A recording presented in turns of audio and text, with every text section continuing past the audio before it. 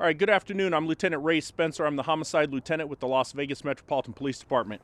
I'm out here this afternoon to brief you on a homicide investigation that we are conducting in the 1400 block of Vegas Valley Drive, which is near the intersection of Vegas Valley and Maryland Parkway.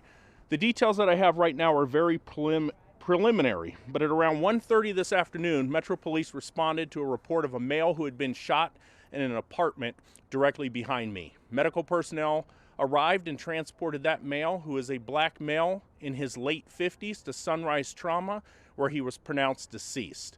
What we have learned is that the deceased and a group of people were inside of an apartment. At some point, there was an argument between the deceased and another male in the apartment, and that argument was over the potential theft of a cell phone.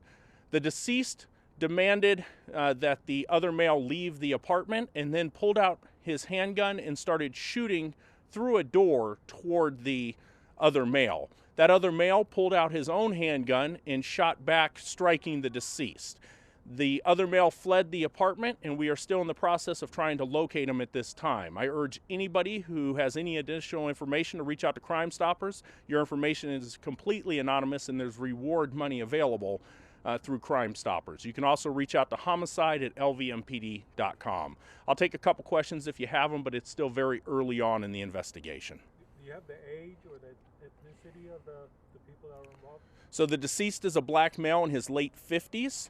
The other male involved who shot the deceased is a black male believed to be 25 to 30 years of age.